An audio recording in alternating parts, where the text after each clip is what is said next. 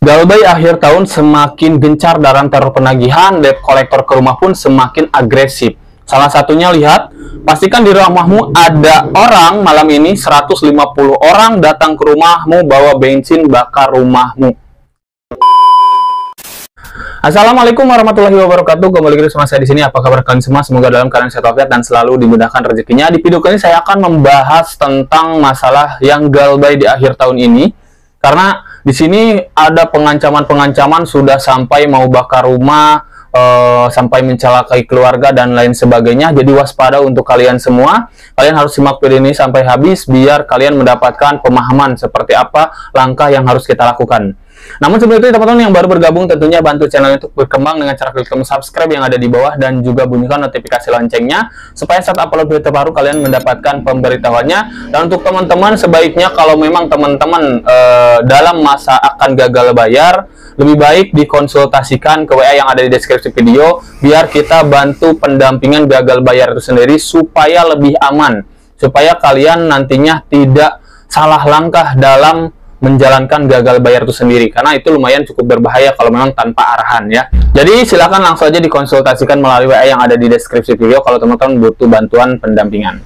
Oke, kita lanjut membahas topik kali ini. Di sini ada salah satu pengancaman, kalian bisa lihat di samping layar ini, benar-benar luar biasa sekali.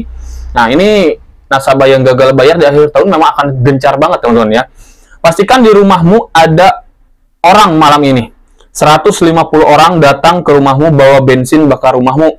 Sampai 1 jam belum selesai hutangmu, habis satu keluargamu. Lihat, pengancaman ini apakah akan terjadi teman-teman? Ya, pada dasarnya kalau memang setiap akhir tahun, memang ya teman-teman, setiap akhir tahun itu penagihan itu akan semakin gencar. Teroran akan semakin barbar. Ya, debt collector yang datang ke rumah pun akan semakin agresif. Kenapa bisa seperti itu? Karena mereka itu mengejar target. Ya, setiap akhir tahun pasti terjadi seperti itu, target tahunan. Ya, harus ibaratnya ada pembayaran dari para nasabahnya. Jadi si debt collector akan semakin barbar dan gencar seperti ini. Ya. Lalu bagaimana kita sebagai nasabah yang memang menjalankan gagal bayar itu sendiri?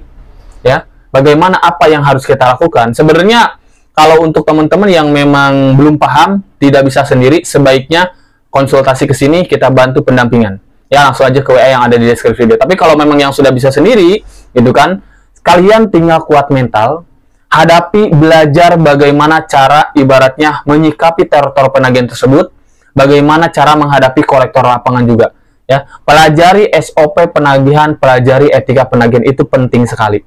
Ya, kalau memang Anda mau berjalan sendiri, kalau di dalam pendampingan pasti diajarkan semua, tidak perlu dipinta lagi, pasti akan langsung diajarkan. Termasuk penagihan seperti ini ya. Yang akan datang 150 orang katanya. Ya, datang ke rumah bawa bensin dan bakar rumah satu keluarga dicelakai.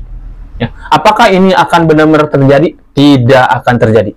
Ya, karena yang dilakukan hal seperti ini pun seperti yang ada di sini nih, itu tidak menyebutkan nama aplikasinya apa. Yang harus kalian pahami dari segi penagihan ini ada oknum-oknum ataupun memang orang-orang yang dibayar hanya untuk nakut-nakutin. Bukan lagi hutang aja, tapi hanya untuk nakut-nakutin, mengancam-ngancam, neror-neror, salah satunya seperti ini. Ya, padahal ini dari pinjol-pinjol legal, bukan ilegal, bukan. Ini legal semua, karena ini salah satu ancaman ini diterima oleh nasabah yang kita bimbing yang memang galbanya pinjol legal. Ya, walaupun memang kita tidak bisa membuktikan, karena mereka juga memang tidak menyebutkan nama aplikasinya, tapi memang nggak aneh seperti ini, sudah lumrah. Ya, terjadi pengancaman-pengancaman seperti ini sampai mencelakai.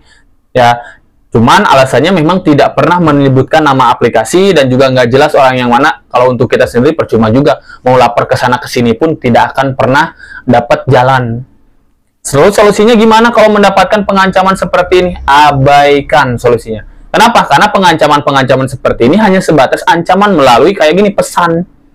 Yang secara faktanya yang dialami nasabah ini pun tidak terjadi sama sekali, karena jelas ini tindakannya pidana. Coba tiba-tiba ada orang 150 orang datang ke rumah mau bakar rumah. Itu sudah tindakan apa itu? Sedangkan nasabahnya juga cuma masalah hutang piutang yang memang secara hukum perdata.